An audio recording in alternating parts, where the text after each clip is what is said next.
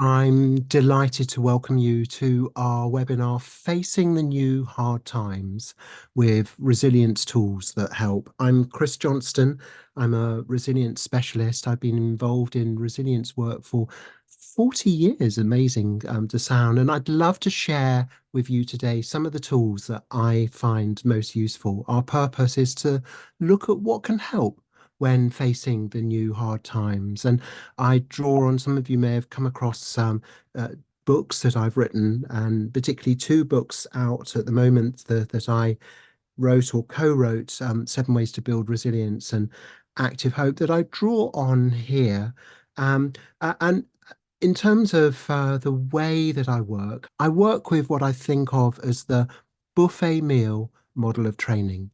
And so I'm going to be offering a number of tools, and there's no requirement to swallow everything on the table.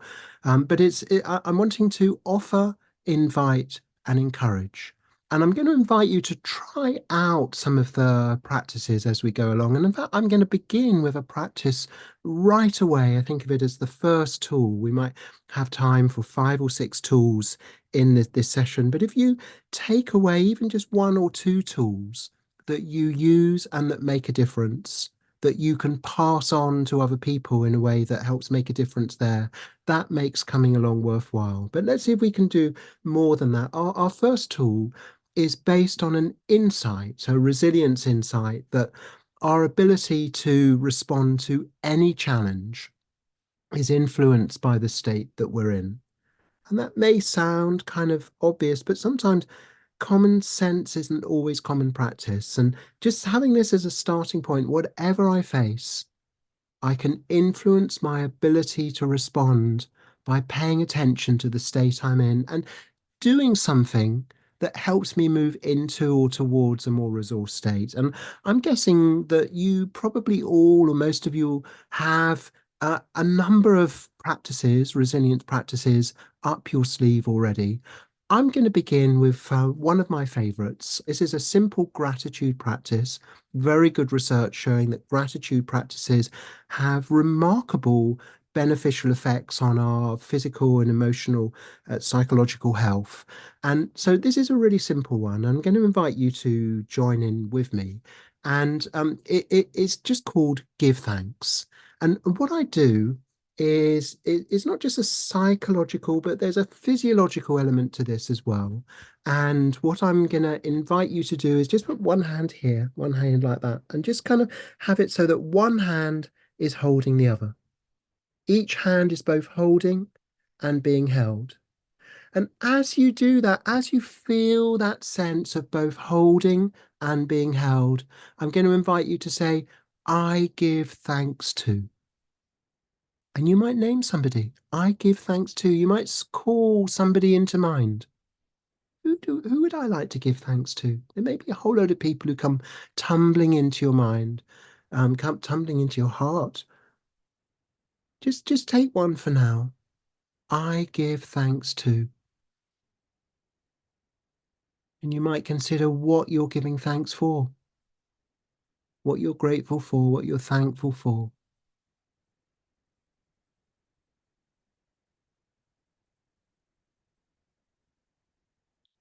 And I'm inviting you to practice this. Take this away and practice it. Sometimes you have a spare moment in the day. Maybe you're waiting for somebody and you think, oh, where are they? And what we're really looking at with resilience is the idea of choice points where we could turn this way rather than that. And one of the choice points is to turn towards a simple, steadying practice when we're facing something challenging. But also, it might be that when we're beginning any task, when we're taking on a challenge, and that's why I like to do this as a beginning of a webinar, that we can go to a powerful webinar, but we can also experience a webinar in a powerful way. And one way of doing that is just to take a moment to bring ourselves fully to where we are, to a more resource state. And gratitude does that. Some people think of this as moving into a state of greater presencing. It's an important step wherever we are. that we can do. So that's our starting point. And I wanted to begin with a steadying practice because I also want to acknowledge that we are facing conditions that are different to 10 years ago, conditions that are different to 15 or 20 years ago, that as we move further into the 2020s, there's a flavor of adversity or elements of adversity in the 2020s that are different to what we've had before. So I want to say a bit about what I mean by this term, the new hard times. So what are the new hard times? And I think one important thing to acknowledge is that they include also the old hard times as well. There's some challenges that perhaps have been there for much of human history. You know that there's all kinds of challenges we face, whether it's illness, death of close people close to us. There's all kinds of challenges that we face, but there are also some newer challenges of the 2020s. And while the COVID pandemic is perhaps still not quite at the level of a pandemic, its consequences are still there. There's huge numbers of people facing long COVID. There's huge disruption still experienced by many people as a result of what we've been through all over the world with the pandemic. The challenge was unevenly distributed. That there's some people felt a much harder experience of it than others and still have those lingering consequences. And I'm also thinking of the advancing challenges of climate crisis. That some of the things that are happening now I'm just thinking of the massive rise in wildfires and weather disturbance and the impact that that's having on food growing, the impact that's having on making some areas of land uninhabitable. I was speaking to Bob Doppelt just yesterday, who has written a very important book, Preventing and Healing Climate Traumas. And he set up the International Transformational Resilience Alliance. And really just saying that what we're facing now is just the beginning. And there's going to be a massive impact on our mental health as we experience worsening um, climate disaster, which is kind of where we're heading. And it may sound like, well, I'm starting on a rather bleak note, but I'm also really wanting to acknowledge that part of facing any challenge is just acknowledging it. And that's what we're doing. And I also want to really acknowledge that conditions, just financial conditions, there's mortgage rates, rent costs, food costs, becoming much more difficult, affordability crisis, cost of living crisis, and rising levels of distress. I'm going to come back to that in just a moment, but I'm also guessing that you may have things that you would add to this list. And so just thinking, what is it for you? What are you noticing as the challenges that are new or different in scale to what we've had before that we're experiencing in these times? And just in terms of, is it just, a post-pandemic thing that things have been quite difficult? I have here a graph of, they have a negative experience index, the Gallup poll people. They do this survey. They ask people in 142 different countries to rate themselves on experience of negative experience. They look at worry and stress and physical pain and sadness and anger. And what they found is that on a kind of scale of reporting of this, that levels of negative experience have been rising pretty steadily over the last nearly 20 years, such that the levels now are about 40% higher than they were in 2007. Is this something that you've noticed? I'm going to invite you to write in the chat window whether this is something that you're experiencing too, that you're noticing that there are rising levels of stress and distress, that there may have always been problems, but there's something about a degree of distress that's rising in the background. I'm seeing some people in the chat window really noticing this. And so, okay, it may seem like a rather bleak beginning, but I want to look at what we can offer in response to that. And I work very much with this idea that there's what happens and there's what happens next. And what happens next can include our response. So I want to look at some tools that can help us when we're facing this and or supporting other people facing this, or when we're alongside other people facing the more collective elements of the challenge. So if our first tool was give thanks, where we just hold our hands like this and we just say the words, I give thanks. And then just whatever seems to naturally follow those words.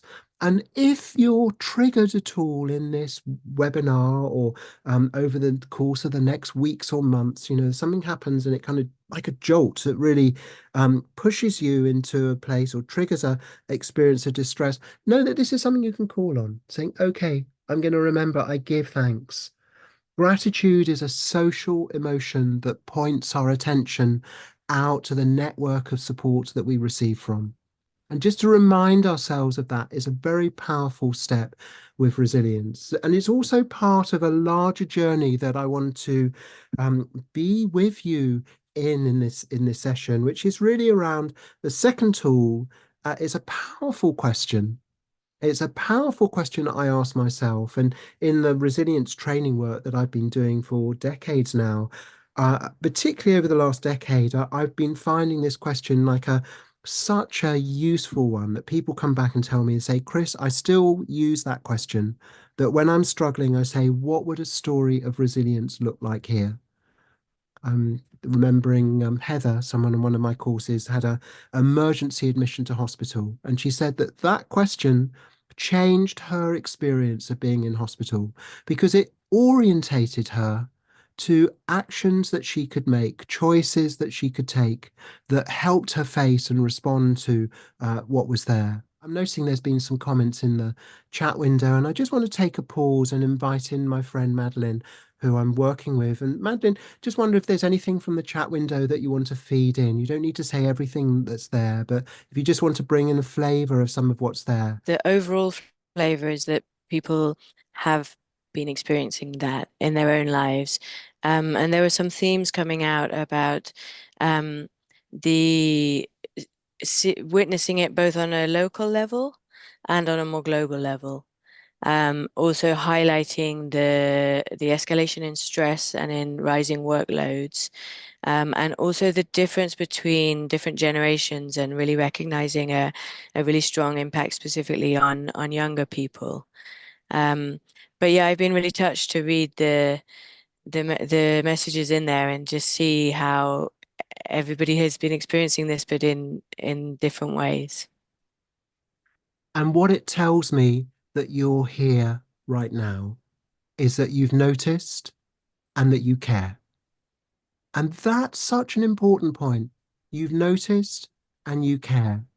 And you've come here because there's something about the playing a role in a story of response, playing a role in a story of response to that. And so that's what I want to go back and look at there. Thank you, Madeline, for that. So really helpful to hear.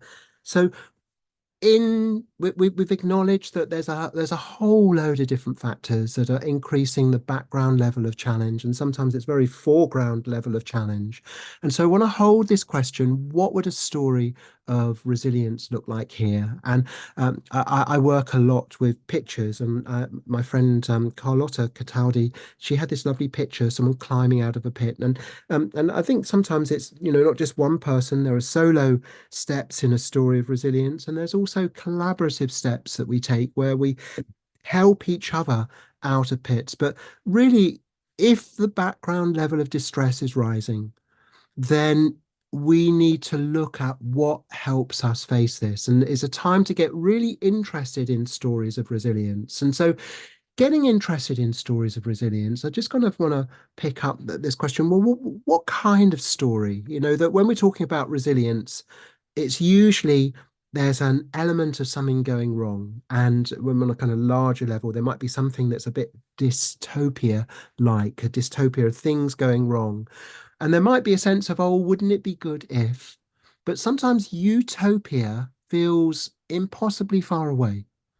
And that can leave people with a sense of, well, here's me facing this and I'd love to go there, but I can't see it happening. So what's the point? And part of resilience, it needs a different kind of story. It's not being stuck in dystopia, and it's not just hoping for a utopia that seems too far away.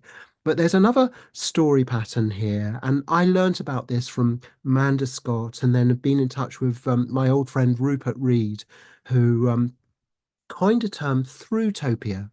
And a throughtopia is a story of finding a way through. And so it's the linking point between a dystopia and a utopia. And we might never reach the utopia, but I like the phrase project throughtopia. Project throughtopia is taking on the project of moving this way, taking on the project of moving in the direction of things being better. And even if it could just take us out of the worst elements of dystopia, that's a step in the right direction, but it's about building on that and seeing this as an ongoing process. Throughtopia isn't so much a place as a process that we can engage in. It's a story that we can engage in. And it's really around saying, okay, what does a story of resilience look like here? What does a story of throughtopia, of finding a way through, look like here? And if you get really interested in that question, you start looking around for examples. And one of the great teachers is nature. That nature is full of examples of resilience. And what I mean by resilience here, and particularly looking at a story pattern where there's a difficult beginning followed by a response that makes a better next part more likely. It's just a way of thinking about resilience as a story pattern that we can play a role in. And one of the things I'm really struck by here is that resilience is a powerful force of nature that can happen through us. You might get sick and have a natural healing response. You might break a leg, and if it's set the right way, your leg can heal, the broken bones can heal. That you've got the coding for resilience actually coded into you in your DNA. There's a natural resilience that can sometimes surprise us. That our natural resilience can kind of just pop out of nowhere sometimes, and it's very reassuring to that know that resilience is actually much more common than we might think. But also, as well as our natural resilience, there's ways that we can learn to help it happen more. If resilience is a powerful force of nature that can happen through us, how can we get really interested in learning ways to help it happen more? And that's why I find this idea of resilience as a story pattern very helpful, because it gives us a template that we can apply to very many different situations. And so I'd like you to think about this template in relation to situations that you face, that there's a story is always about someone or something. There's a main character in this story. And what makes it a story of resilience is that there's an adversity faced somewhere. The adversity might be in the past, it might be in the present, it might be in the future, it might be in a combination of those. But recognizing the adversity, there's a response in the main character or characters where they engage in helping practices, helping processes, that they strengthen helping factors. And that when it works well, leads to a better outcome, a hoped for outcome. But there's no guarantee that that will happen. But resilience is about turning up with an intention to play our part. And that when we can do that, it's not as simple as up and down or down and up. It's more like a roller coaster that has many ups and downs. But if we recognize that downturns happen, it's about getting really interested in how we can play a role in helping the upward slope become more likely, help us move in that upward direction. And I'm sure you've all been involved in this, that any of you are old enough to still be alive now. I'm sure you would have been through lots of dips. And I think of like a toddler learning to walk, they fall down, they get up, they fall down, they get up. And that's the hardwired resilience inside them. But also we can learn to add to that and play a role, not just in our own resilience, but in supporting resilience in other people too. And I work with, when I think of what does a story of resilience look like here, work with the idea that stories of resilience happen at different levels. And uh, we can play a role in all three levels that you may be here, particularly thinking about here's me facing this, the me level of resilience, of self-care. It's so important. And in certainly when the training work I do on resilience, that's where I encourage everyone to begin, is like saying, okay, well, let's start to really get to know how we apply these things ourselves. And when we get to know resilience practices from the inside out, we're in a better position to pass them on to other people. So there might be the other level of you, which is where you're helping others. There's a me, and you're thinking, who's the you? When I look at somebody and say, hey, tell me about you. Here's me supporting you who's facing. So who are they and what are they facing? You may work with particular groups of people facing particular types of challenge. What are they? And also, really importantly, is the collective dimension of resilience, where it's here's us facing, and it may be here's us in a relationship, you and someone else talking about resilience in a marriage or friendship or partnership, but it may also be in a team, in a group, in a family, in an organization, in a community, in a region. So, what are the different us's that you play a role of resilience in? And we're exploring this question, what does a story of resilience look like here? So, I'm going to invite you just now to apply this to yourself with the question, what's the story or stories of resilience you'd like to support? And there may be many, but I'm just suggesting that you pick one or two just now and you write them in the chat box.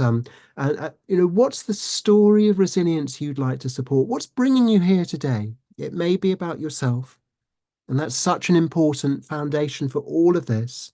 It may be about a role you play supporting someone else or groups of people.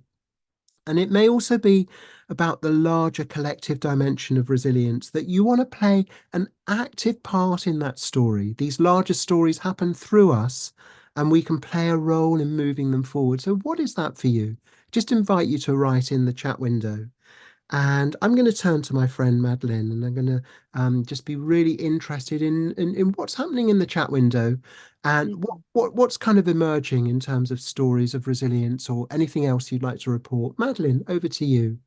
Sure. Shall I read them out as they come in? Yes, if Like, there's some there that can be well, read I out. feel a bit cheeky because the first one's actually mine. But I can start with that, and I can see people typing away at the moment, so that will give people time to bring them in. But for me, it's that I would like to support resilience in my nieces and nephews, and in fact, any of the younger generation as they head into an uncertain future. Adam would like to support resilience in the community because the community is our one true long-term hope. Thank you. And there may be others that are going So to res pop up there. Oh, sorry, you were going to carry on, I think there Madeline. is going to be a theme of supporting younger generations. There's here support resilience in my grandchildren. Um, to hold is visioning for collective well-being, but this is based on experience in the middle school classroom and only possible from self-care. Yes. Such important the role of resilience in education, both amongst educators and also educated. That it's this is a role of our times is to gather these resilience tools together and look for ways that we can pass them on or help their reflection with others. So just in inviting people, I'm seeing quite a lot of different stories there, individual and organizational burnout. And I think it's really helpful to be clear about what's the context that you'd like to support resilience in. And what we're going to be doing in this session just now is we're going to be looking at some templates that are transferable to a range of different situations. But in terms of helping tweak them to that, that's another piece of work as well. And I'm involved in offering trainings around that. Or if you're interested in further support around that, around the tweaking, how do I apply these tools to my specific context? Get in touch with me.